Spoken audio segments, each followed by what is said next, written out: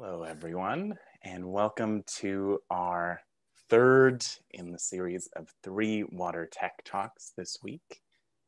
I'm Alan Shapiro. I'm the director of WaterNext, Foresight's Water Technology Initiative, and really excited to be introducing this event for you today with Mel Clark from the CleanTech Alliance.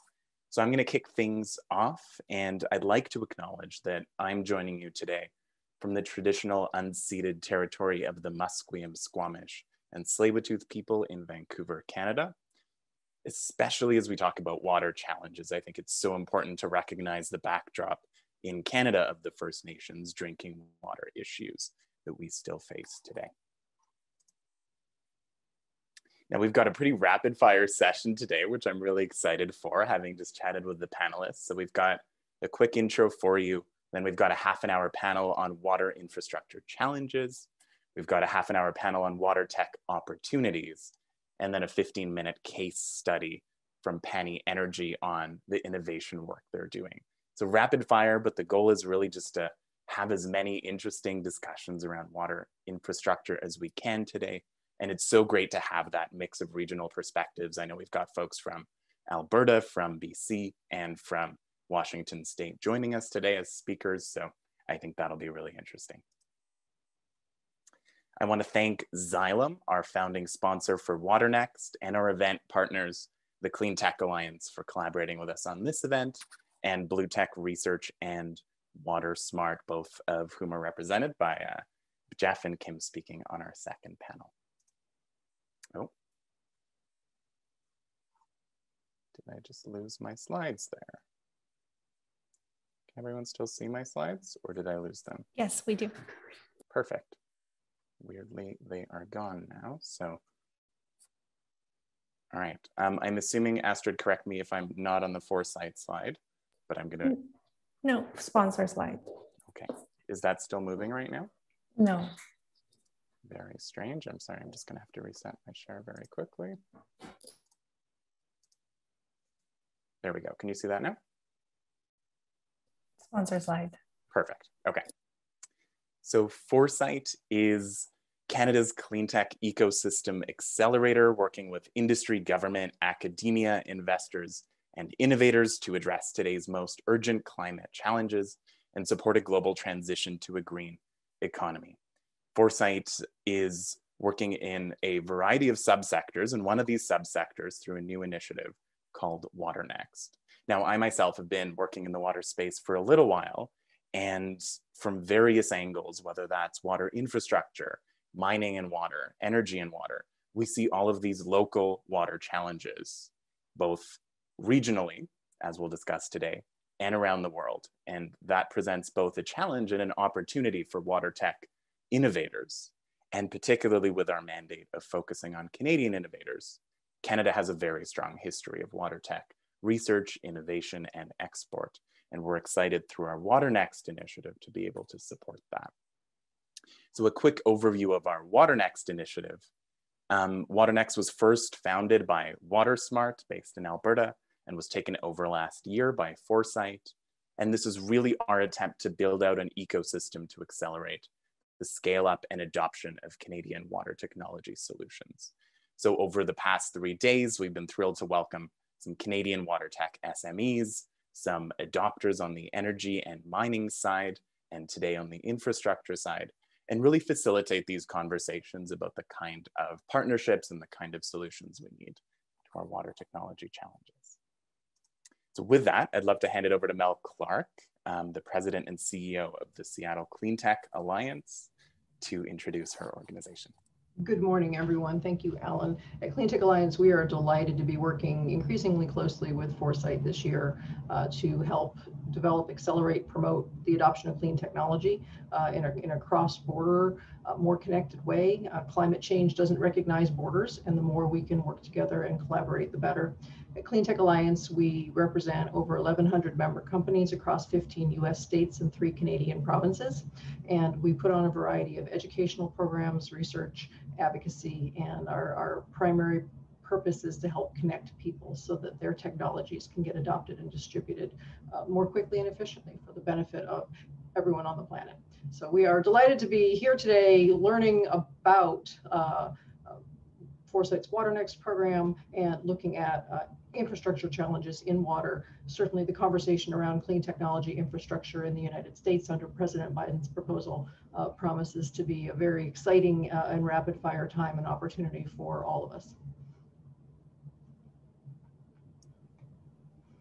Thank you, Mel. And from the conversations I heard behind the scenes from our first panel, I think we're really in to hear about some of the interesting water policy pieces and conversations that are happening right now south of the border, which for us, being based in Canada, is really interesting to follow.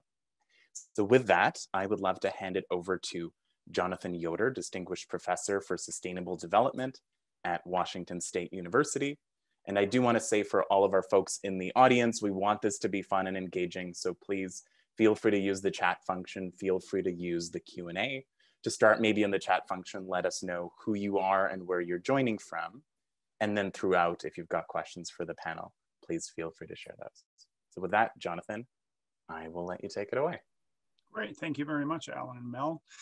Yes, I'm Jonathan Yoder. I'm the director of the State of Washington Water Research Center and a professor of economics at Washington State University.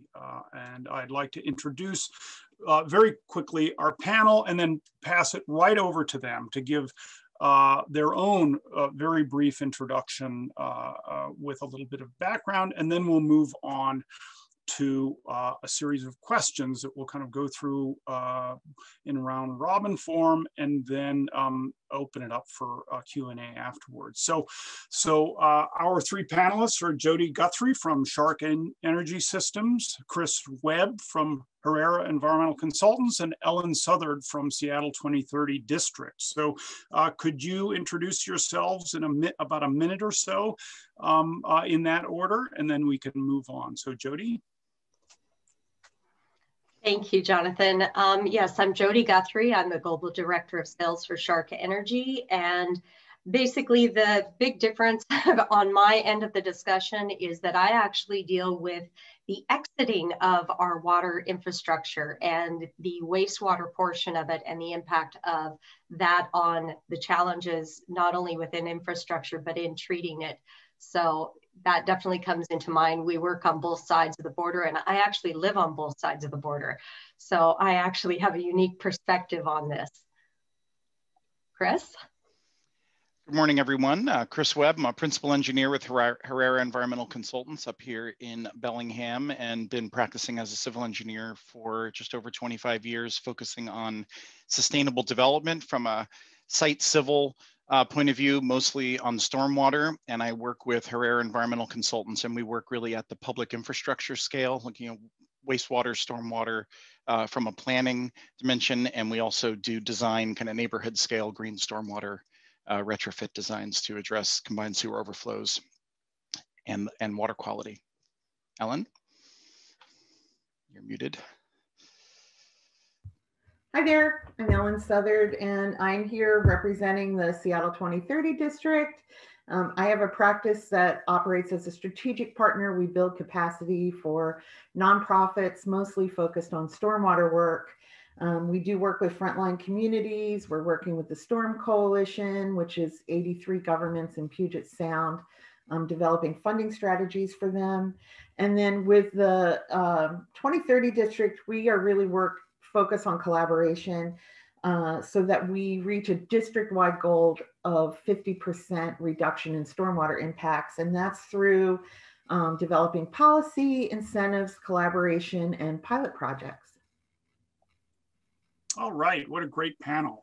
So let's just jump right in here. Again, we have a series of 5 questions, and we'll kind of do this round robin, but we will, I'll try and provide a little bit of structure, but we can go off on tangents and see where it leads. Okay, so we'll start with Jody with the first question.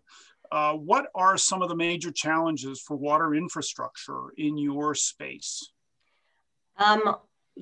The 2 major ones that we see coming forward are directly related to densification within the urban center.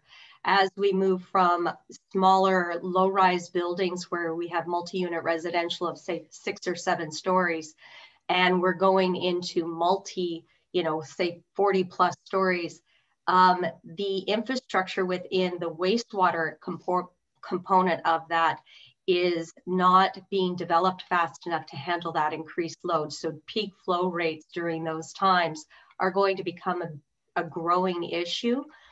The other component that ties directly to that densification also is the component of cooling those massive structures. The cooling towers within those buildings use a massive amount of fresh water. When we're looking at a 550 unit multi-mixed use residential, we're seeing almost 750,000 gallons of fresh water used every year for cooling that building. And I think that that is going to become a major component that people are going to be, again, addressing for something that is strictly of a comfort measure when we're looking at being able to preserve that potable water. Great, thank you, Jody. Chris. In planning public infrastructure, climate change is the biggest impact. That and infrastructure that is 100 years old and was designed basically single purpose. The history of civil infrastructure is typically single purpose water supply, wastewater, removal and treatment, and stormwater management. And with those single purpose infrastructure getting really old and being designed without adequate concern for water quality and some of the issues we're having, it's inadequate and needing to be replaced. And then on top of that, some of the same population pressures that Jody just mentioned, increasing demands on that infrastructure in urban centers, and then layering on top climate change. And so there's a real need to address that stressor on our infrastructure with a whole host of, and we can get into some of the opportunities, but those are really, that's what's putting pressure on our infrastructure. And we're having species loss in our receiving waters, Puget Sound orcas and the like, that are suffering, and we need to make some rapid change in an industry that tends to be very slow to change to catch up with our declining water quality. Great, thank you, Chris. Ellen. I think I can build off of what Chris just said, but I want to focus on frontline communities in the sense that we have gross underinvestment in terms of stormwater infrastructure in those communities. And, although they are neighboring communities to Seattle 2030 district, we are starting to grow how we do outreach and problem solving in the Duwamish. That is the largest Superfund site in the country. We are very concerned about not only the folks that live there, but also when there is sea level rise in the Duwamish, that water is going to flush into Puget Sound. It's going to impact the shorelines of the 2030 district, and it's going to have an even greater impact on human health. The other thing that we really have a challenge with in our region across the spectrum of the Salish Sea is our water temperatures. So as that pollution enters the Puget Sound and the Salish Sea, it is escalating ocean acidification. Chris mentioned species loss, but all of that stormwater overflow, and we've seen a lot of it, especially since 2017. We have, I think, 150 scenarios a year where our CSOs overflow. And all of that pollution, once it hits Puget Sound, with our average temperatures of 54 to 58 degrees, it's escalating ocean acidification and having a pretty huge impact on shoreline habitat, in addition to all the marine species that we're seeing impacted as well. So I think underinvestment is a key issue, but underinvestment in areas of pollution is tenfold what we see in other places.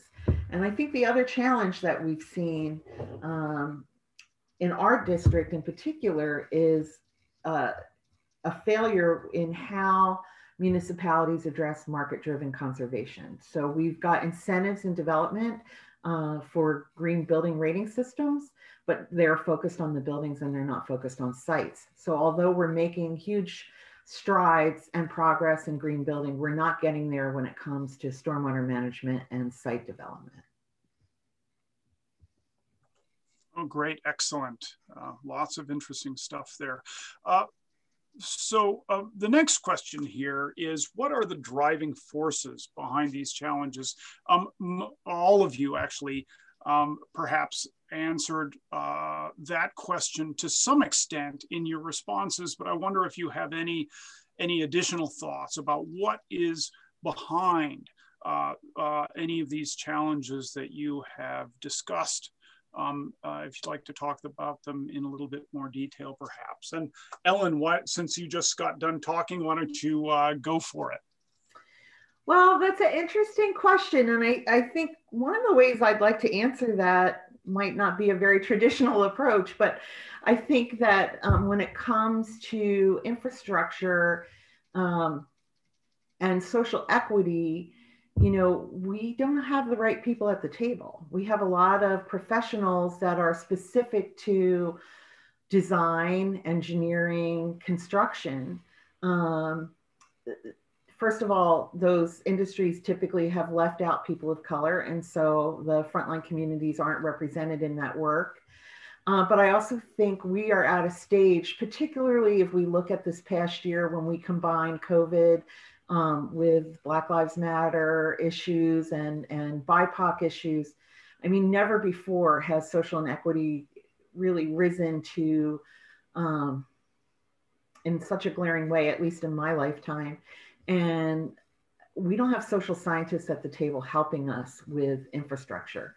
So I think there's some disciplines missing and there's people missing at the table. So it's who's not here, I think, is an underlying factor in those challenges. Very interesting. Chris. Yeah, well, I agree with Ellen.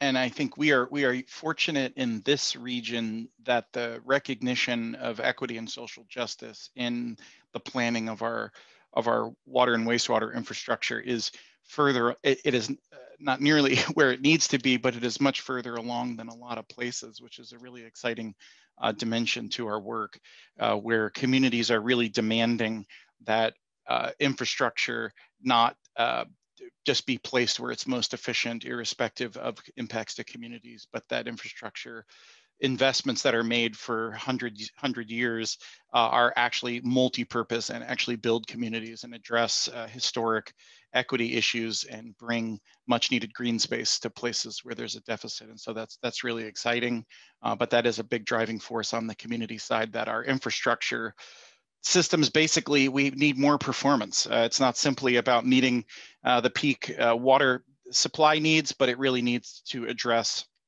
these are huge investments and they need to have more community benefits. And that's really bin one.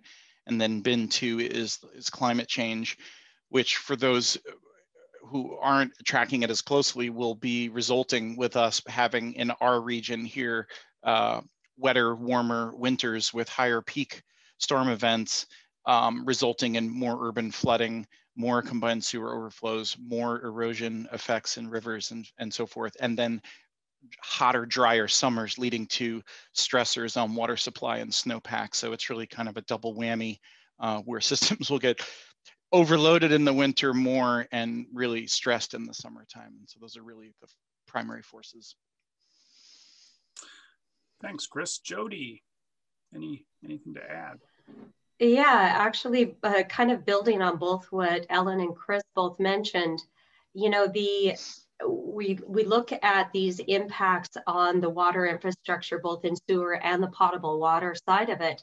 And like Ellen said, we're looking at it as a building by building basis, and that is not going to be a big enough impact. And so communities need to start looking at solutions that impact on microgrids or district level solutions, that we can catch up to that and start getting the communities, not just the city, but the municipalities and the state level, to begin collaborating and allowing new solutions to come forward, because right now they work in silos that allow that slowing down of the process of developing these solutions, so that there can be a more equitable diversification of the benefits of new clean technology and new solutions that impact the, you know, community housing projects, not just the nice new buildings that are developed.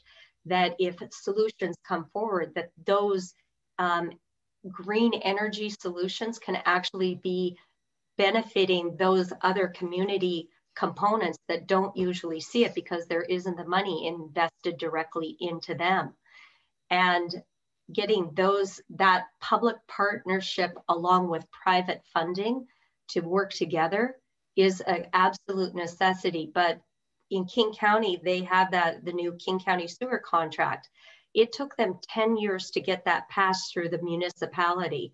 We can't wait another 10 years to have that done in every single municipality, but the benefits of that could be massive to the marginalized communities within King County. Thanks, Jody. You guys are great at kind of leading into the subsequent questions. And so I wonder, some of this was touched on before, but what trends do you see now looking forward for water in your region over the next decade or so? Chris, sorry. That's okay. I think one is, and this hits really at the core of the technology potential here, is really a movement away from central single purpose infrastructure in the municipal supply to more of a small scale, a more distributed supply and management within the system is a natural. And I think Ellen and others and I worked for a couple of years to get some legislation passed, and I'm really pleased to say that the governor signed a House Bill 1184 earlier this week, where we will be developing new regulations in Washington State for small-scale on-site non-potable reuse of water, following on national recommendations based on the work in San Francisco for their code, which I think is a huge opportunity for water technology, where we're going from more of a trend away from larger central infrastructure into more of a distributed. And so that's really opportunity and trend that's really exciting, as well as a movement toward hybrid gray and green solutions merged rather than just one or the other.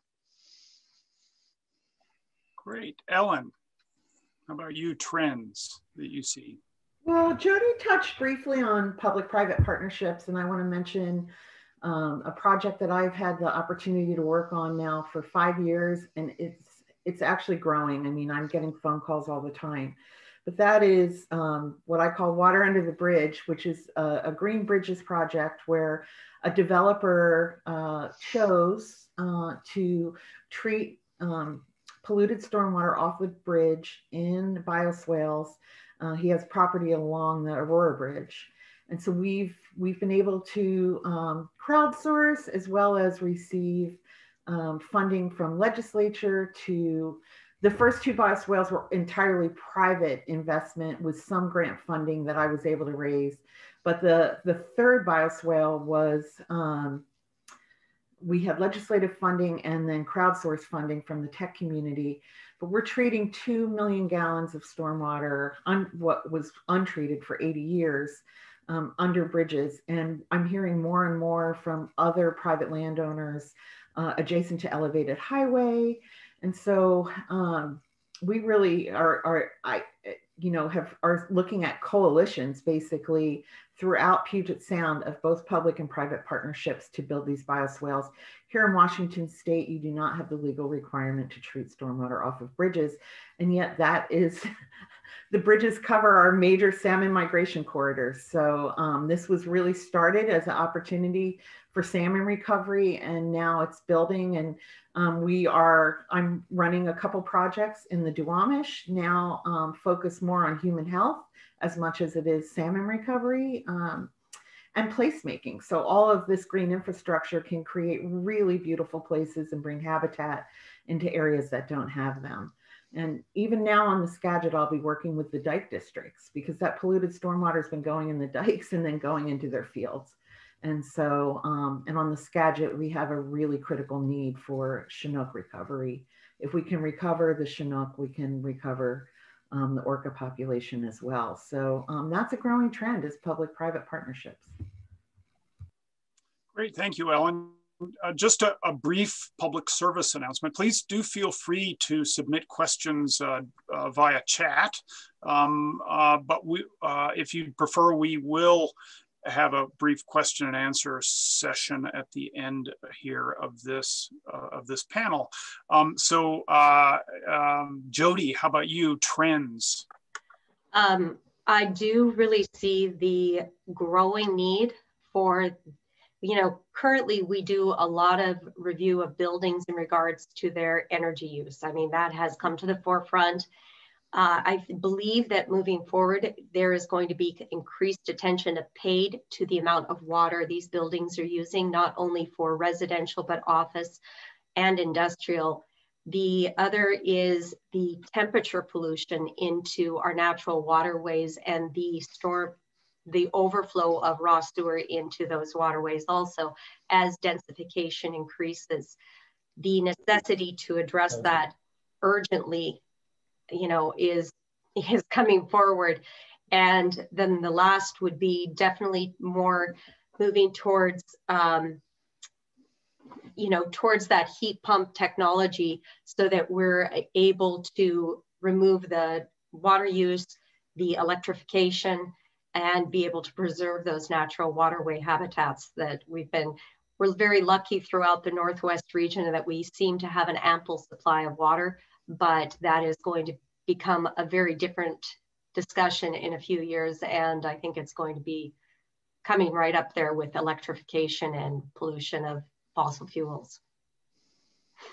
Great, thanks, Jody. And we'll jump right in with you again, Jody, on the follow-up question. In fact, you touched on it on your last response. What opportunities do you see for innovation in addressing these water infrastructure challenges and trends? There are a couple, because I deal with the outflowing of the used water. Not only our own technology, where it's wastewater heat reclamation, either from a district level or within a building, but we also I've been exposed to a number of small treatment facilities that can be put in remote areas so that communities that are growing off of that sewer level or septic level sewer solution can actually go on to a remote completely purifying septic or sewer solution for a small community. So they're no longer dumping it into a septic system. That, I believe, is something that a technology is going to be coming forward to a great degree. Oh, great, thanks. Chris. On that same score, I think, again, I've mentioned the small scale reuse of water within a building. I think the technology is coming along where that is going to present a real opportunity. And our state has an opportunity to invest and potentially be an incubator or attract those people wanting to innovate in that space with our new regs, because we'll be second to San Francisco. So there's a real opportunity to develop those technologies that work at that building scale. And with that in place, we can offset 50% easily of the water that a typical building consumes and also releases as sewage. So that can go a long way to addressing supply, as well as Washington State is a leader in the assessment of new stormwater technologies. And there's an opportunity there to create. Our protocol is used nationwide as a standard. And so there's a real opportunity to continue to innovate here on water quality treatment devices. And so really both of those, I think, are the strongest ones in my area for an opportunity for innovation. Oh, great. Thanks, Chris. And Ellen, opportunities for innovation. Well, I agree with everything that both Jody and Chris said. I think that scale is important, and we're seeing a lot of bang for the buck through various small systems too, from a stormwater perspective, like Gradix boxes, oyster barrels. So I think we need to give some credit to Mother Nature that she created oyster shells, which have a lot of calcium, and they can treat stormwater in very small spaces, as well as the Gradix boxes, which is based on microbial action from soils and plants. And then I do want to just point out, from an innovation standpoint, a company that I partner with at times is Pure Blue. And so they're looking at a lot of different innovative systems. What they do is they pilot projects on the nonprofit side, and then they bring in investors on the for-profit side. So once those products have been proven, such as Storm Sensor, which is a great product for identifying flow as well as pollutants, they then bring in angel investors to help, get these products to market. So that would be probably a really interesting group for clean tech to talk to at some point. All right, thank you very much. We blew through those questions in great time. You guys are fantastic. Do we have any questions from the audience, from the attendees for any of our panelists? Okay, here we have one from Josh Fowler. How does infrastructure aging and degradation play a role in innovation? Maybe as a motivating factor for innovation. Anybody want to just jump in? I would love to jump in on that one. So we deal with district level solutions or microgrids. And part of what makes that possible is being able to connect onto a municipal or a city sewer line, where basically it becomes a heat source or an energy source for our system. When a municipality is looking at a new technology tapping into a very aging sewer line, there is a lot of trepidation. And the hurdles we go through are exponential to be able to make that possible. Luckily, we have cities like Seattle and King County and Vancouver that are actually running forward with that and moving forward with it very quickly. But that aging infrastructure and the fear that if you touch it, it will crumble is a huge problem. And the infrastructure needs to be, that sewer infrastructure needs to be addressed and updated. Thanks, Jody. Anybody, either Chris or Ellen? Yeah, the aging infrastructure, I think, is also a massive opportunity that this infrastructure does need to be refreshed. And this is a good time to do it, particularly on the wastewater collection side. And that coupled with an emerging strong philosophy called One Water, which is an approach to planning infrastructure, your primary water infrastructure is stormwater, potable water, and wastewater. And typically that traditionally is done in silos by engineers, but really there's a recognition now by progressive communities, of which Seattle, King County, Vancouver, BC, we're working on the Canby Corridor integrated water plan, where we're planning the water, the wastewater, and the stormwater all together, and then teasing out lots of efficiencies. And so that aging infrastructure, I think, just presents an opportunity for a little bit of a rethink, particularly with the growth, especially that's happening up in Vancouver, and the Canby Corridor especially just presents an opportunity to bring some new gray-green hybrid systems to bear and some efficiency. Great. Ellen, anything to add? I really don't. I think Chris and Jody covered it all. All right. So let's see here. Since I will bounce right back to you, Ellen, though. We have a question from Marina Carlini in the Q&A list. Ellen, can you please mention the accelerator you mentioned? What is Open Blue? Where are they based? Thank you. Oh, Pure Blue. Yeah, they're based here in Seattle. Their products come from all over the country. And if you just Google Pure Blue, Ryan Vogel, you'll be able to find him. And then Aqualust is the name of the for-profit side, and that's where the angel investment comes in. Great, thank you. So Aaron Morrison asks, there are a lot of areas of stress on our water. What do you think would be at the top of your list? Anyone? Chris, you're unmuted, so I'm gonna call you. I was just gonna pasting a link to Pure Blue there. Yeah, well, maybe you could repeat the question, because I was attempting to type an answer over here while you were speaking. I can jump in. Great, So great, do please. I would say the biggest one right now is definitely the use of the water for the cooling towers and for cooling our buildings and industrial applications. You know, when we're looking at 1 million gallons a year for a moderately sized office building, that is substantial. I don't believe I actually was shocked when that number came forward, that is the amount of potable water we use for an office building. And when you look at how many buildings are within a city, basically we could cover most of, you know, or go down to Las Vegas and look at the hotels. I think that is the #1 impact that's going to be addressed immediately. Great, thank you. Anything to add, Ellen or Chris? Yeah, I would say, you know, a major concern for me, and one of the things that we address at 2030 District, is transportation.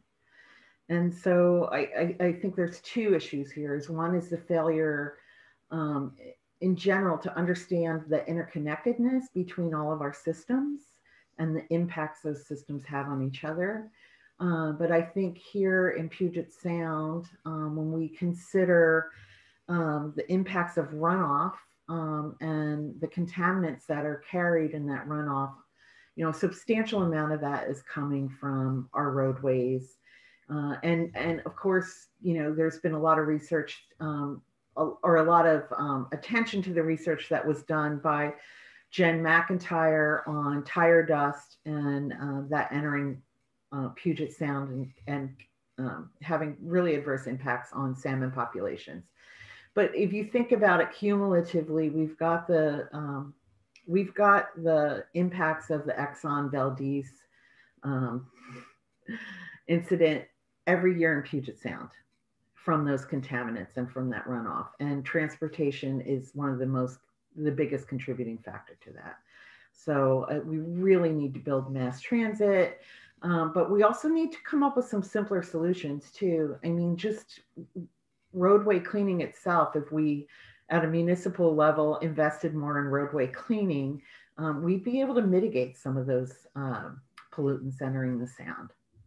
And on the score of interconnection too, I think it's really important to recognize too that, you know, the water energy nexus, as it's called, where really, you know, it's a different mix depending where you are, what your water supply is, what your energy mix, but there's quite a bit of energy, you know, used in the supply of water, and there's quite a bit of water used in the supply of energy, and they're really linked. And so frequently saving water can also be a climate mitigation strategy, because we're also saving energy that's embedded in that water. And so that kind of recognizing that they really work together, and that energy and water do need to be connected and considered when planning. Great, thanks, Chris. Thanks, all of you. We have one question from Jason Track. I'm sorry, I mispronounced the name, about how to deal with innovation installation delays. But I think we're running out of time, and so I'd like to give the panel, first of all, you could, if you would like, respond to that question by typing, but give you a chance and then last minute here for any closing remarks that you'd like, Jody, Ellen, and Chris. The installation delays, I believe, you know, when it comes to the gray water, the wastewater heat reclamation for within buildings, being able to get the architects, engineers, and developers to begin to recognize and incorporate that into a fundamental design, you know, getting that trained in is an issue. You know, in closing remarks, it's been really great to be able to sit on this panel and hear the other sides of it. And it makes me feel very pleased that to hear Chris and Ellen, we're all repeating the same thing. So the issues that we're bringing up are obviously very clear in most people's minds. They just haven't come to the forefront. And my closing is having just had this experience of working together with a group of allied professionals to do some lobbying for the first time and manage to get a law passed in Washington to develop regulations to address the issue that Jason is bringing up with inadequate regulations to allow innovative solutions to occur. I think that isn't something, I'm not done with that. That was a great process to bring the best available science to decision makers and help them pass laws to really allow and encourage the kind of systems we need to address climate change. Ellen? I think I want to end on a good note in that in confidence building, in the sense that I had a chance to work both on the Rain City Initiative with the City of Vancouver, and now I'm working on the Stormwater Investment Plan with King County.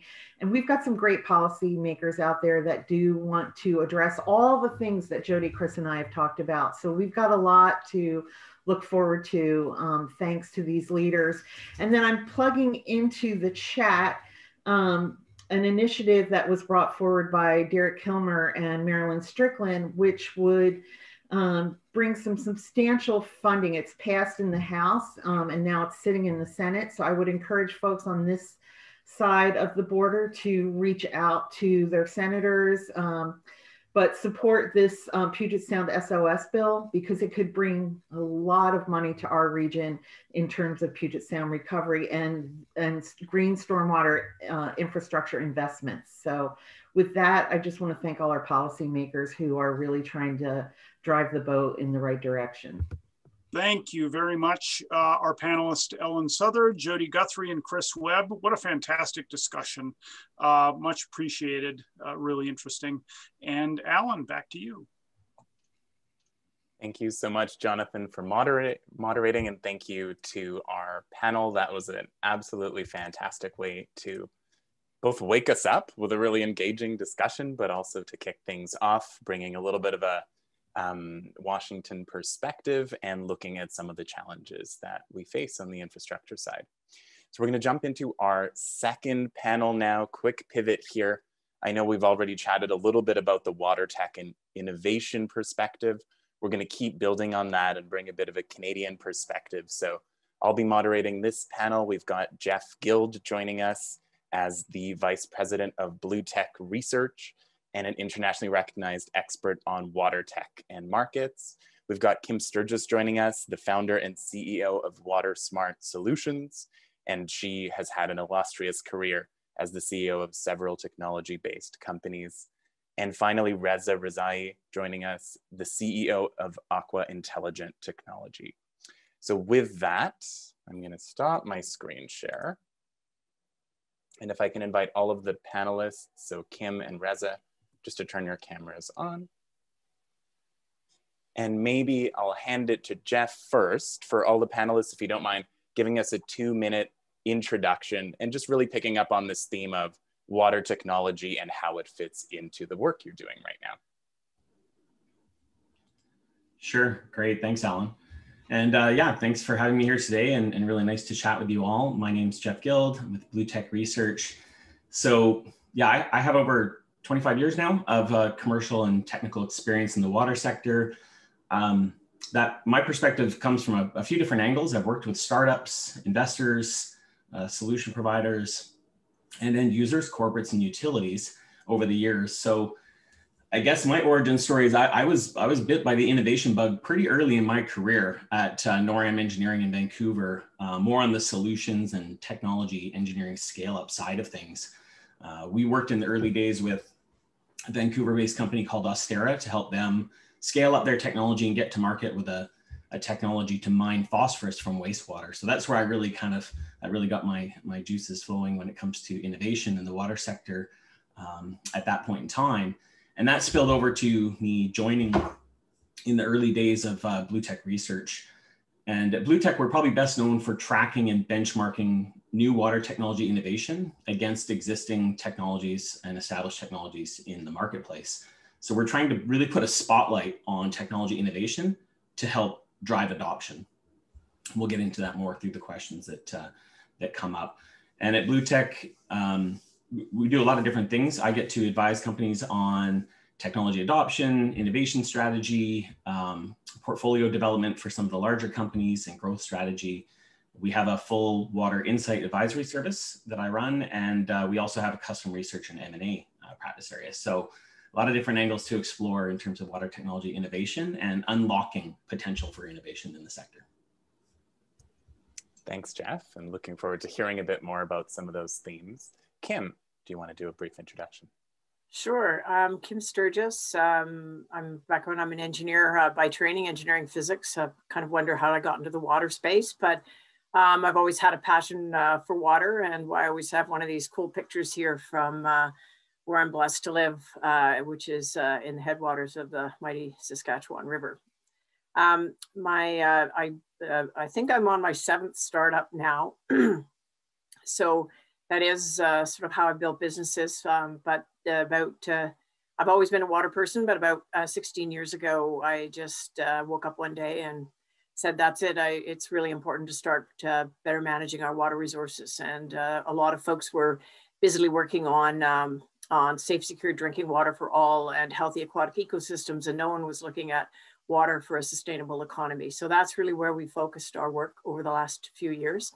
The Water Next came about, which I founded. The Water Next came about because honestly, every single day there was some new water entrepreneur coming and knocking on the door and saying, Kim, can you please give me a half an hour of your time to help me develop the business? Well, we all know that if you're an entrepreneur, it's not a half an hour.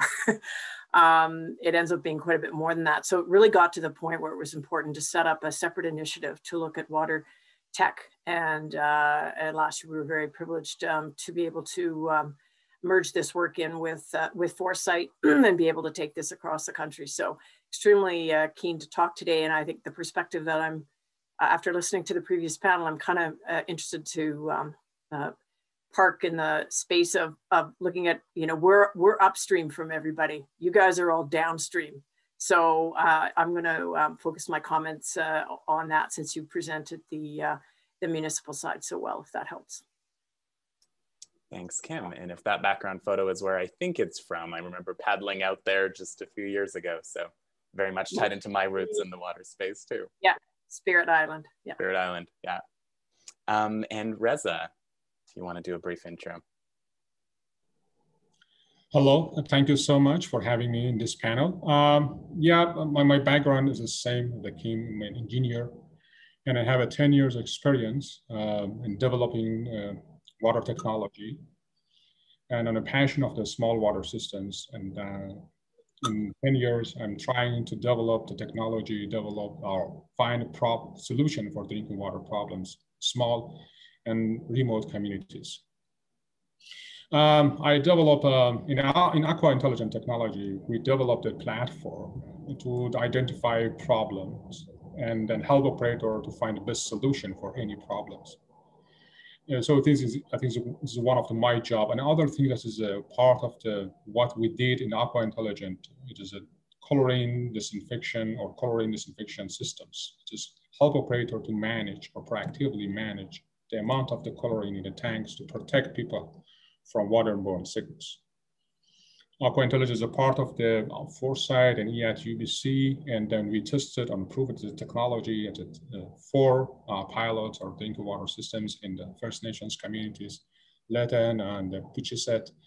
So as I mentioned, yes, we are working on the data analytics, and then I'm working on data analytics for the small and rural communities, and I believe that is a solution for the problems, and then it helps small communities to protect the people from waterborne disease, and then also waterborne boil water advisory is one problem, and I think the smart technology can help them to solve this boil water advisory in these communities. And this is me. So Reza, I might just come back to you with our next question, since you kind of answered it already, which is what water infrastructure challenge is most front of mind for you in your work? Just to ground our conversation. Yeah, it's a good question, but I would like to answer this question with this information. Based on the WHO and UNICEF report in 2019, 2.1 billion people don't have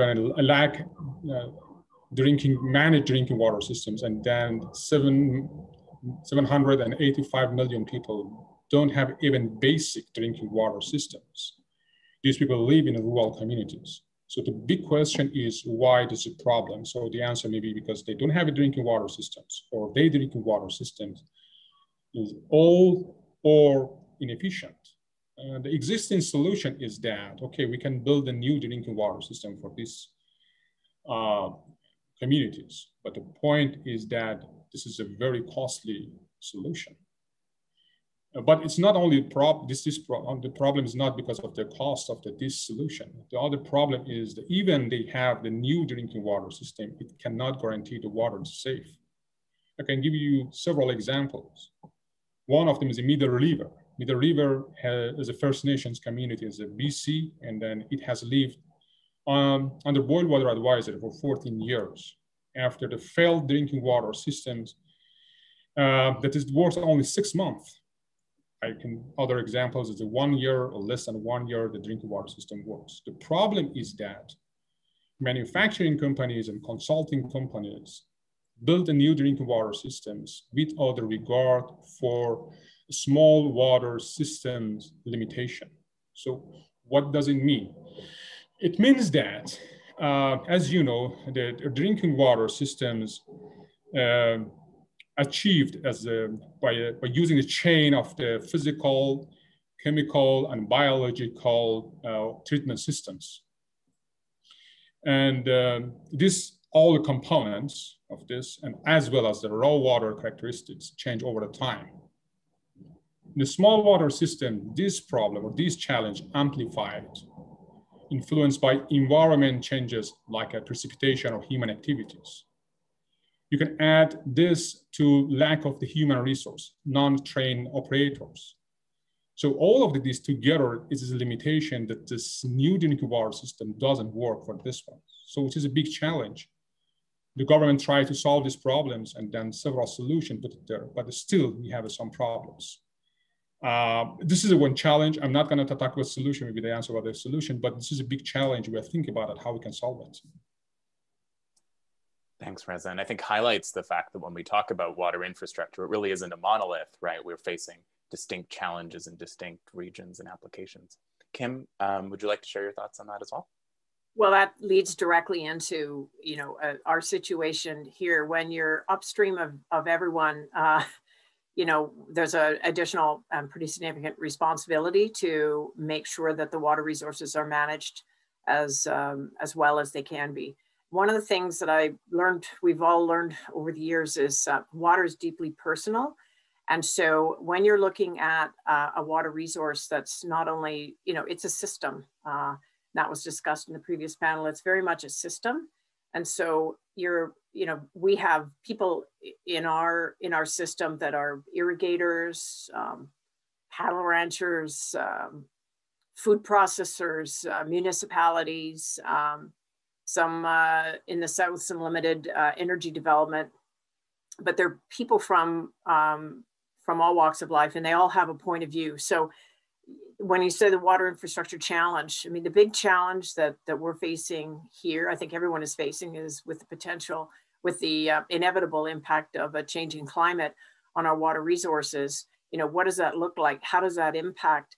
And how do we manage that for the benefit of the entire system? So for us, infrastructure challenges, and again, we're in a different situation because we have fairly limited infrastructure right now on our major waterways. So one of the big challenges right now is looking at what the supply and the demands are and how those are going to change over the next 50 to 80 years. How do we reorganize or optimize the infrastructure in our system and use every tool available to us to be able to ensure that we have water for a sustainable economy while healthy, secure drinking water supply and obviously the healthy aquatic ecosystem. Just want to quickly mention, Chris mentioned about the Nexus. So that's been one of the key focuses of our work over the last 15 years is the Nexus, the water, energy, food, and environment network. And certainly where we live, the #1 priority right now in strategic direction by our province is food. We're one of the few places in the world that will, by 2050, actually be in a position to significantly increase our agricultural production.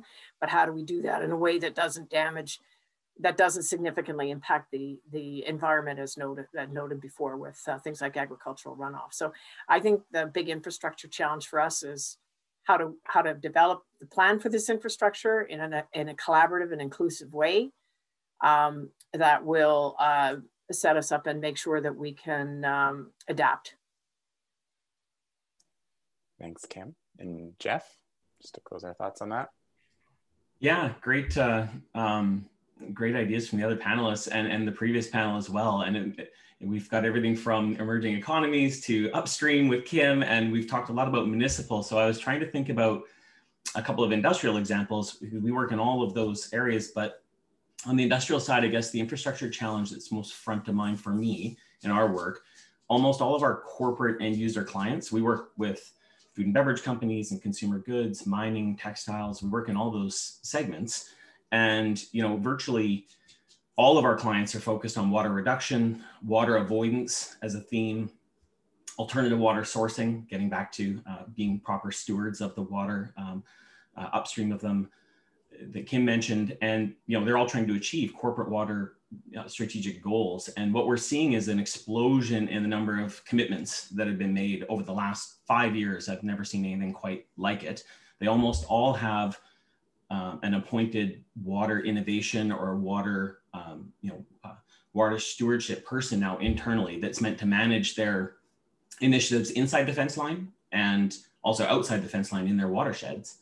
And, you know, most of them are targeting, let's say, the year 2030 to make anywhere from a 20 to 50% reduction in their water footprint inside the fence line. And then they can use some other projects in the watershed to help achieve that as well against their baseline figures. So that's the challenge that's in our mind right now, because when you look at these different corporate clients, their asset bases vary dramatically. Even within their own asset base, you get a lot of different unit operations and treatment trains and technologies being used, very different efficiencies at different sites.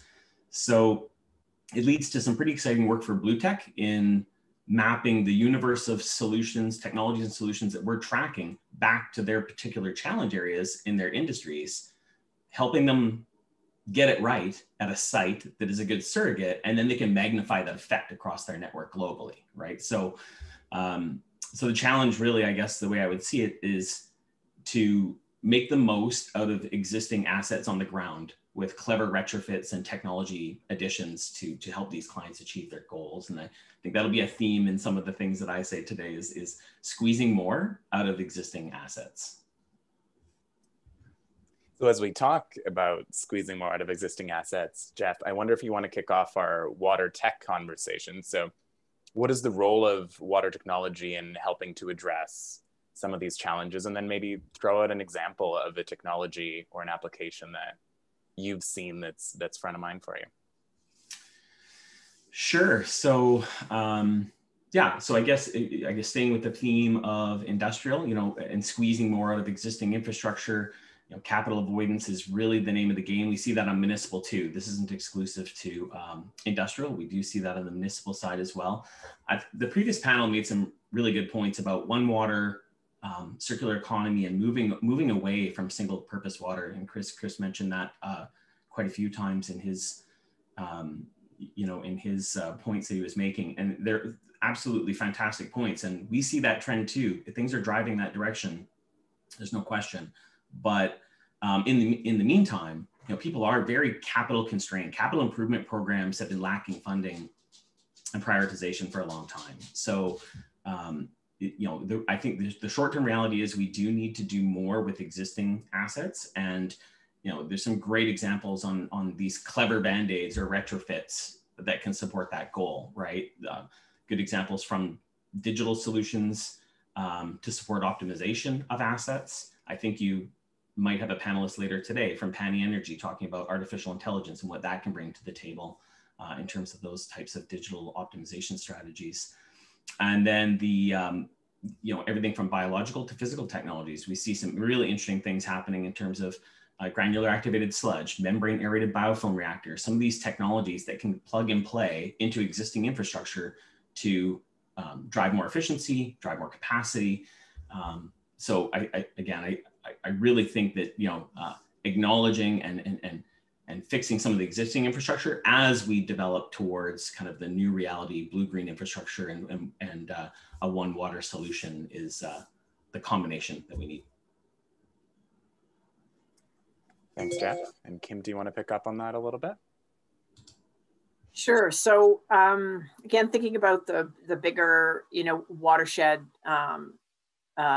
scale challenge, one of the things that we are really spending a lot of time now is trying to understand how we can get better quality data to be able to inform better decision making. So, you know, we've got some really great tools that allow us to collaborate and look at our watersheds on a system, looking at it as a system. But in the end of the day, you need to be able to have good data. So you can have all the great AI tools in the world, but if you don't have the underlying data and make sure that it's clean, make sure that it's scientifically verified, make sure that it's understood and agreed to. If you don't have that, then all you're going to do is end up devolving into, you know, what we see too much in our society today, unfortunately, which is I'm good, you're bad, and you know, just the discussion breaks down, and then, you know, that's bad for everyone, including mostly for the watershed. So if there was one thing that I would really focus on is increasing on the data collection, data management, how to do that more efficiently and effectively. I think there's some pretty good sensor technology out there right now, but it's not connected. And also finding ways to really assemble and make sure it's clean. I'm embarrassed to say how that data is currently collected here in Canada. It's underfunded.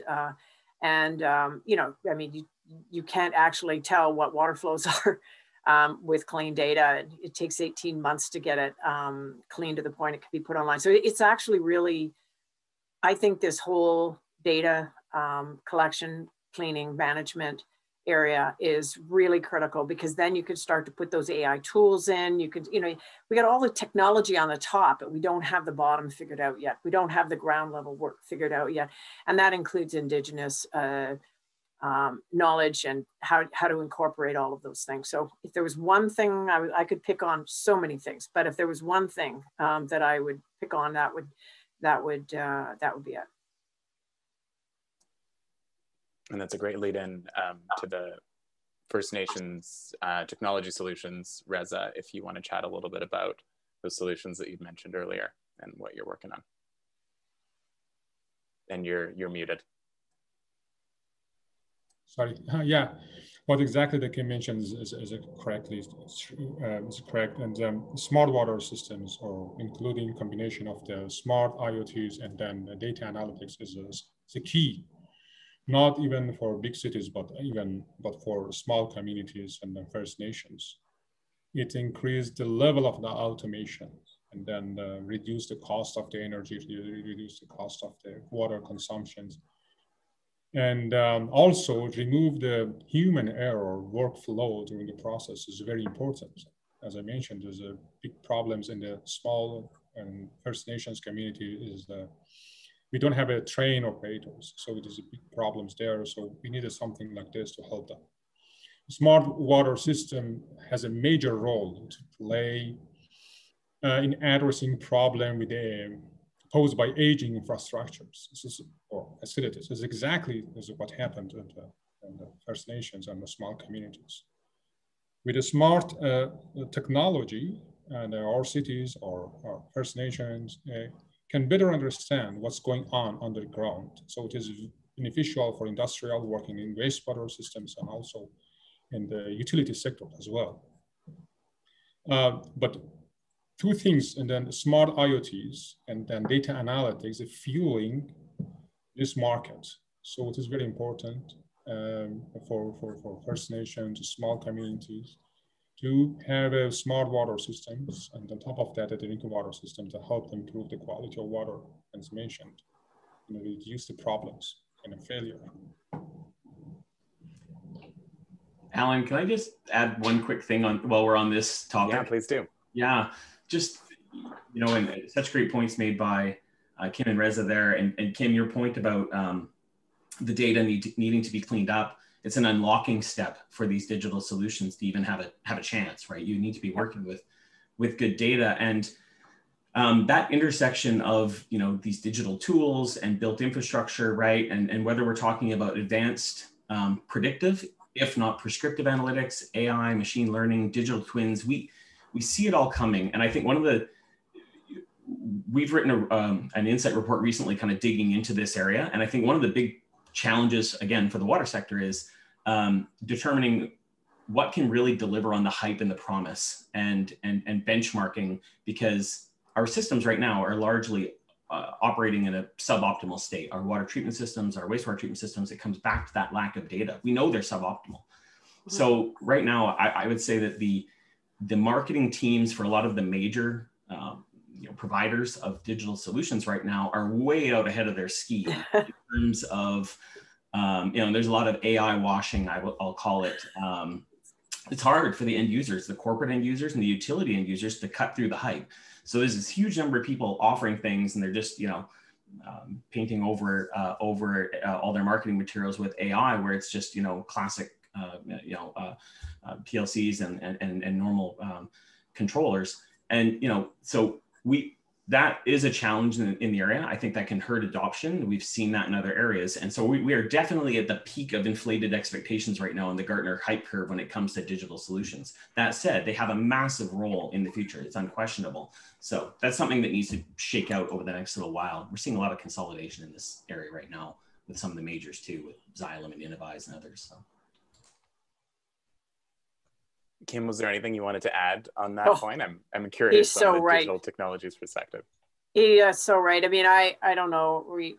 I think it's the focus in many jurisdictions, but certainly here, like we're going to save ourselves by AI, and it's hopefully none of the colleagues are on the line, but it's all the same. I totally agree. Garbage in, garbage out, and it hurts. It hurts. I mean, we've got to get back to really basic things here. Do I understand my water consumption? Why am I using water in this process? Can I get some economics around the water use within my system? Do the math. Like, this is how much it's costing me to inefficiently manage my water. And then you can start to identify the investment required to improve the operation. And we see that, we see that everywhere. One interesting example in the irrigation space. So, set goals, and you need to be able to measure to set goals. So in our irrigation sector in 2005, there were some pretty aggressive goals set to say, we want to reduce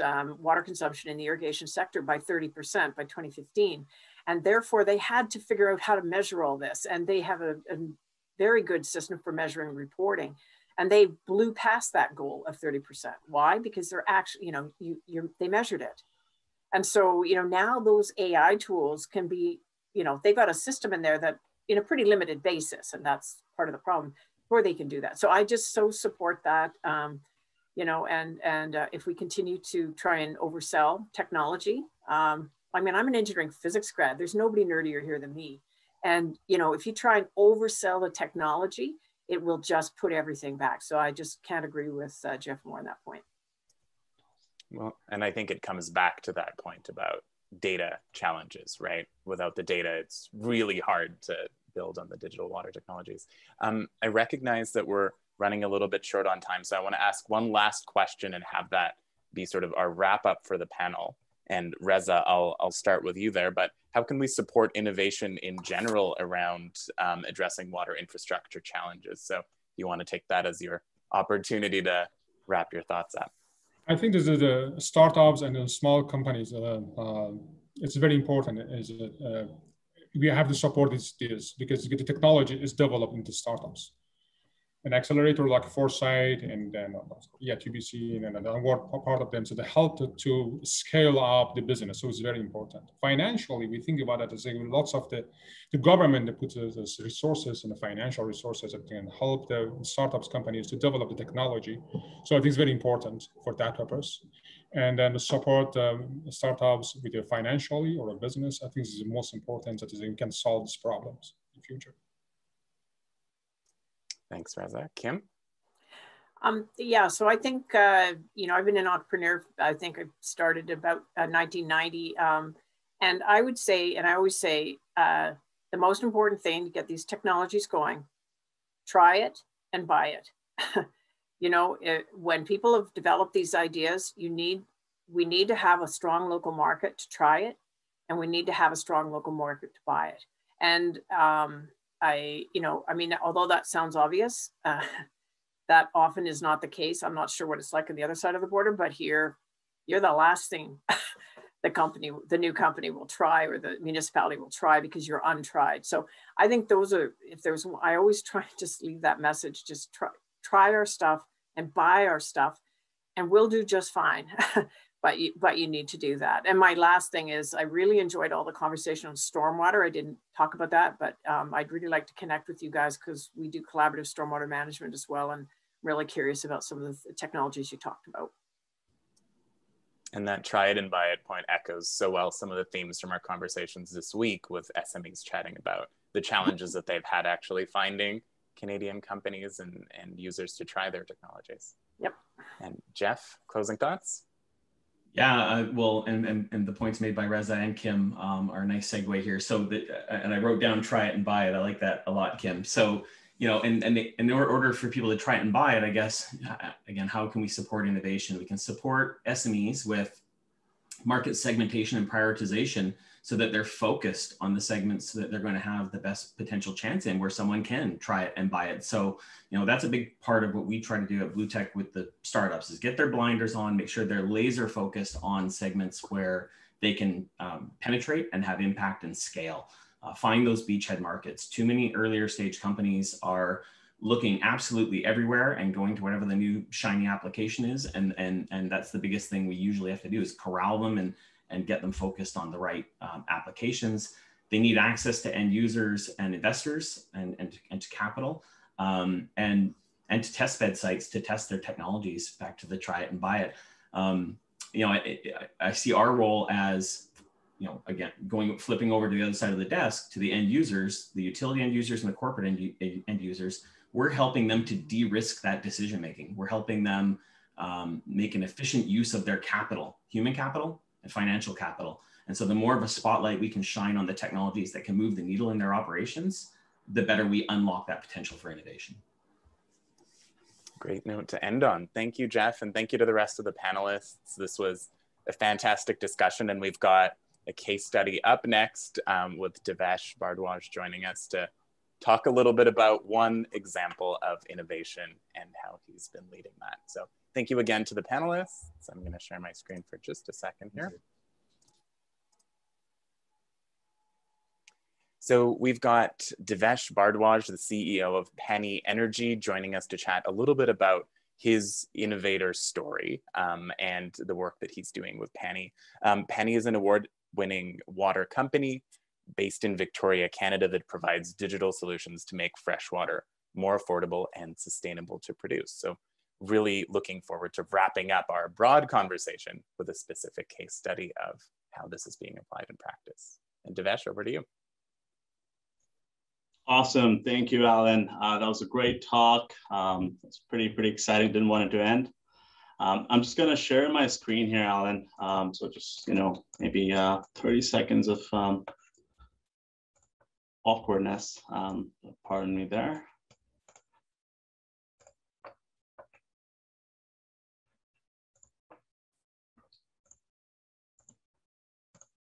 Okay, wonderful. Are you able to see my screen? Yes, great. We can see that. Great, love it. Awesome, thanks everyone. That was awesome, and you know, I'm excited to kind of walk you through the case study. I'm taking a bit of an unorthodox approach. I saw the audience was not necessarily extremely water savvy, but also a lot of clean tech and general kind of innovation folks. So I'm going to take a bit of an unorthodox approach to kind of talk about our story, how we got where we are, and cover some you know, maybe interesting stuff or fun stuff in the middle of the way. So my background, as Alan mentioned, I'm a mechanical engineer. But before that, I moved here naively when I was 18 from New Delhi. I was born and raised there, and water and energy, these things you think a lot about on a day-to-day basis. They're not something you don't think about as much compared to maybe a more advanced nation. And when I moved here, I started doing in my undergrad. I came across a lot of interesting aspects, and something about water which stuck with me was that it's how water access is or was 50 years ago, 60 years ago is not the same. And what I found after kind of digging more is there's a big gap. These numbers, different folks have different predictions, but there's a big gap on how we had conventional water before and to supply in the next decade, and it's only growing. And to fill the gap between the demand and supply, there's more non-traditional treatment needed. That's like desalination of ocean water, brackish water, reusing a lot of our wastewater, advanced water treatment with more and more regulations coming in, which is good because we're learning more about water, and then more wastewater treatment, higher regulations for more environmental standards, which is all quite the right direction this should go in. But what's also interesting is that it's more expensive on one side, so it's costing more. On the other side, it actually creates a lot more emissions. Desalination, zero liquid discharge, a lot of the automotive industries, and across China, India, US, they all have to adopt more intense technology. So the landscape of water is changing quite a lot, and it has been changing quite a lot over the last decade. So in my undergrad, I started doing research on this. Right from our second year of my undergrad, and we ended up starting a research group with the chemistry and mechanical engineering department at the University of Victoria, and started looking at how can we reduce the expense and the emissions that are associated with our water infrastructure, because that makes a direct impact on climate change and access to water. So I spent a lot of time researching, and then I was able to convince some professors along the way. I moved here from India, so I didn't have many friends and family to knock my doors at, but I was able to convince some professors, and I started the company in my last year of my undergrad. And most of the money I raised was to buy that membrane from Japan, which cost us a lot. But what we did, we prototyped a solution which was more efficient. It was a more efficient way to separate fresh water from salt water. And we're looking at how can we use, again, advanced hardware, advanced processes, and software to optimize and reduce the cost. And in a business model, what we thought is that there's a tremendous amount of installed capacity, for advanced water treatment, especially in industrial regions, and that could be a good beachhead market for us to start. New plants take a lot of capex, take a lot of long sales cycles. So let's go and retrofit existing plants. And we did a prototype, we published papers, we got good success. I was able to raise a bit more money. And then, it was coming Christmas. So I went home to India. And when I went to India, and I'm not joking, I went on a trip for 2-3 weeks on buses. It was, I think, close to 10,000 kilometers across the western part of India. And just visited a lot of plants, just went and visited a lot of industrial plants. There are a tremendous amount of textile industries, cement industries, power industries, refineries all across the western coast of India. And I just went plant to plant, knocked door to door, had some contacts, was able to use them and learn more about these plants. And we were able to get one of these plants excited about our technology. It was, again, to summarize, it was going to their existing plant with our proprietary technology that retrofits that to make it more efficient and puts more intense software that finds ways to optimize the plant. And this was an industrial plant, and this was a desalination plant that was providing them fresh water. So we started working with them. And, during the process of working with them, me and my team, we were a small team back then, about four people, we realized that, as much as there is a room to retrofit, the business case is not there. And once we started looking at their operational data and optimizing, we noticed that, just the software solution itself actually has a tremendous ROI for these plants. We were amazed how what we thought plants should run at or would run at to where they were running at. just the delta. And we realized that, operators are busy. The knowledge that engineers had designing the plant doesn't exist with the operations team. And that's fair, right? They're so busy firefighting, they just don't have the tools to optimize the plants. And plants are running at 20, 30% below their efficiencies. Membranes, equipment, they don't last as much as they should. And we were really amazed with the data. So we decided to pivot, right? I think this was a good lesson in an innovation case study that I learned, was that to fall in love with the problem and not the solution. And, it's a hard pill to swallow when you're an enthusiastic entrepreneur, but we realized, well, our goal, the problem we're solving is to make water more accessible. That's lowering the cost and lowering the emissions associated with it. And the way that we can do that at the global scale is actually through the software solution. So we pivoted and we've advanced and focused a lot.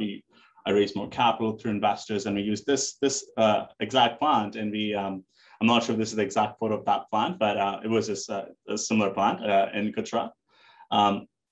And we sold them our software solution. And how we ended up finding the gap in the space was operators are actually, like I said, quite busy firefighting, right? They, over the last 50 years, water hardware has got complex, a bit of contrarian opinion, but there's more membranes, there's more instruments, there's chemical reactions, different types of processes happening. So it has changed over the last 50, 60 years, but what has not changed much is how we are managing and operating these plants. Instead of 10 signals, now operators have hundreds of thousands of signals. There's a lot more happening that they don't know about. So there's a lot more pressure. And that's what we decided to tackle, as we saw that being the friction point for us to make water processes more efficient and then tackle the access and emissions and sustainability goal we had. So, right now these plants have an existing SCADA and a DCS system that's monitoring the tools, and that's great. But that's where it kind of stopped for these plants. Where we come on top was an analytic system. What we call is an AI operator coach. So our solution, I'll walk you through a little bit more, but it's basically a way that it takes the plant's data and is able to reduce their OpEx, reduce the downtime of the plant, increase equipment lifetime, and increase plant efficiencies. And how it works, it's a cloud-based solution. So we went to the plant, it was a small gateway device we attached to the plant control system, and all existing instrument data came to us. It was secure because it was only one-way access. And then there's different other ways we now connect with the plant. And then the data goes to the cloud where our technology sits. We built a lot of we used a lot of our models from research we did for the initial technology and transfer that into a cloud-based system. And then we go back to the operator and give them recommendations on how they should make decisions. So to give you some examples, let's say in general, in this case, RO examples, we found a lot of RO plants, operators cannot predict what's going to happen in the membrane in the future. They can only react. So have challenges with downtime, reactive maintenance. With our solution, our models were able to predict that for them. We were able to tell them when to service, how to service their membrane assets, help them prevent downtime and extend membrane lifetime. This is an example of an email that the operators get from our system. This is 4 trains for a plant. It's a larger plant. And it's telling that, hey, Ava, train 1, like I told you a couple of weeks back, you got to service it now. Train 2, not for a while. Train 3, train 4, you're good. And this is something which seems like it should be there, but it's not. It's just, so it gives quite a lot of upper edge for these operators to reduce their downtime when they're running the plants. Other challenge was non-predictability. Operators are always reacting to data. They're not able to kind of know when issues may happen and solve them before they happen. Again, costly downtime, asset failure. And our solution is able to predict in the future. So kind of jumping to an example right away, in this case, it's predicting for this RO plant that, hey, your pressure is gonna exceed what it should be in the next 48 hours. And this is what I suggest you. I suggest you to change your booster pump or your cartridge filter operating set point. Another example is, sensors drift over time. Things happen, right? You're running a large complex plant, there's 50, 60, hundreds, in some cases, thousands of assets in the plant. And all so far the operators have are basically hundreds of signals they can monitor. And so it's complex to expect operators or humans to monitor that and kind of correlate that and know what's happening. So with our solution, the coach is doing that for them. It's running it, it's learning from old data, and then it goes back to the operator in this example and says, hey, again, good morning, Ava. Look, I've noticed something's happening with your system. This is what I think it's happening, and this is why you should care about it, and this is what action you should take. Clean the membrane, check for this, check for that. And also on a bi-weekly basis, our system sends an intelligence briefing telling them, hey, look, I've been watching your plant. This week, I think you should focus on these things because of these reasons. So really kind of taking away and bringing in what the plant was missing, the gap between being reactive to being proactive. The case study in RO I want to share from a plant. It's about a 6 MLD plant in Asia. It's providing water to a power plant. Coagulation, flocculation, intake, and RO system. They have the challenges that most of these plants do, the high RO energy consumption, where our system was able to suggest them how to run the RO plant to reduce the energy consumption. Chemical dosing challenges, they were not, it's an art more than a science when you have these systems. You have to do a lot of jar tests, and you have to go back and then tune it a bit more, and things change again, and you're kind of running around. So our system was able to have a digital jar test. I was able to learn from data and other proprietary models and tell them what the right dosing is to reduce their chemical cost. And then was membrane challenge, unsure when to service the membrane, how to service the membrane, and we were able to help them with that to increase the membrane lifetime. These data this data is from basically the results we were seeing, and then they were projected out based on continued operation. This is an example, actually, we found this really interesting. So this x-axis is time, y-axis is just recovery, how much they're getting out of water.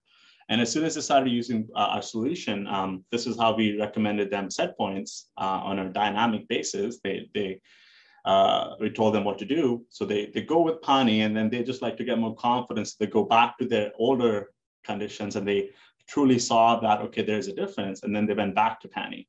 So we learned a lot of things along the way, how to win operators' confidence, how to win owners' confidence, and we're able to also demonstrate value proposition. These are some of the other players we work with in the space, and Asia, whether it's India, Southeast Asia, or all the way to North America. And overall, we're seeing that a solution like this has been, people have been looking for something like this, but not been able to find something which is actually more than just remote monitoring, and is not a consulting solution that costs $1 million per plant. And over the last couple of years, I think it was a useful pivot. We got a good recognition. We won. This is at Singapore with Imagine H2O. We won their demo day. We were labeled by Global Water Intelligence as the top 5 most disruptive technology, and we also won Foresight's upcoming Startup CleanTech Award last year. And some other exciting thing, I think, just yesterday we released this partnership with Aquatech, one of the largest desalination player. Together we're working towards, it's aggressive, but both of us believe, it's very important, and too important not to achieve, is we're pushing the boundaries of desalination energy cost, energy consumption. It's the biggest cost driver for energy. And we've just released a partnership. We're both working towards augmenting Aquatech's desalination technology with our AI solution to take the industry standard to a new barrier of 2.7 kilowatt hour per meter cube. We're also backed, by SDTC and other government funds. We received about $2.94 million from SDTC to kind of push our technology more, and we've raised capital through private investors since then. And we work with plants across North America and Asia. We work with companies like Birla, Tata, and different players in the space, covering from all industrial and municipal treatment. So that's freshwater, municipal wastewater, and desalination, brackish water. We started with desalination, and we're growing quite strong there. And within that, we grew our team in the capabilities in biological and chemical to augment our AI capabilities to kind of build a solution for the market. Awesome. So I think that's just thought I'll walk you guys through that. Happy to answer any questions. Thanks, Divesh. We're coming close to the end of our time. I see one question in the chat. Maybe if you want to take a very quick stab at answering that. Are there any other companies providing this service? Kim was curious about the business model. Yes, sorry, I can't see questions here, so I'll just go with what you said. So our business model is SaaS. It's a $0 CapEx upfront and a monthly subscription. And I think that's another pain point that, you know, having a good technology is great, but you need to have a good business model. And we've iterated, and we found that this model can be challenging for some, but just having low CapEx upfront and letting the user, the beneficiary, making the buying decision in their budget is how we are moving forward. You know, the space, it's getting very noisy. I think there was a bit of talk in the last panel as well. But when we work with large partners, you know, we work with, you know, most of the large companies in the water space. And when we talk with end users, what we find is that there are two types of players in the space. One, which are, you know, providing remote monitoring and remote KPIs and analytics, which is valuable and it's good for plants. There's a lot of plants with low digital maturity. The other side, we find companies that are providing similar kind of a deep digital twin type solution, but they're costing, you know, $1 million or more per plant. And it takes a year or 2 years to get that set up. So, and that has been there for the last, you know, few years, but that's really unattractive, and the ROI is really difficult to do unless it's a big innovation project from large utility. So you don't see many of those out there. And we're coming in, you know, with our technology is we're able to do what takes a lot of time and money through a SaaS model at low cost and you know, low time commitment. We're able to get this for our customers within a few weeks. Thanks, Divesh. We'll wrap it up there. If you're welcome to throw your email in the chat if anyone has additional questions for you, but I'll invite Mel to join me just so we can wrap the session up very quickly. Sounds good. Thank you, everyone. Thanks again, Divesh. So thank you everyone for joining us today. That was very rapid fire, but fantastic discussions. Panel 1, panel 2, and that case study. Mel, was there anything you wanted to share on the CleanTech Alliance side as we wrap up? Essentially exactly what you said. Great presentations, fascinating information. I hope everyone made a new connection today. We need to just keep convening these conversations and helping people make those connections and drive the pace of adoption and move some clean technologies forward and improve how we use and treat and appreciate water. And Mel, there's an event coming up on the CleanTech Alliance side in about 15 minutes, I believe, as well. Correct. We'll be moving into a panel discussing pros, cons, and possibilities for dam removal. And so there is still time to register. You can scan that QR code and head over and join us there today if you wish. And be sure and check out our events page regularly. It also has a link if you have a proposal for speaking at one of our upcoming events. We'd be delighted to hear from you. Thank you so much, Mel. And on our side, that's it for now with our water tech talks, but we'll have a lot more on the go, especially as we approach the falls. So feel free to reach out if you've got questions about Water Next and the work we're doing. But otherwise, enjoy the rest of your day, and thank you again for joining us. Thanks, everybody.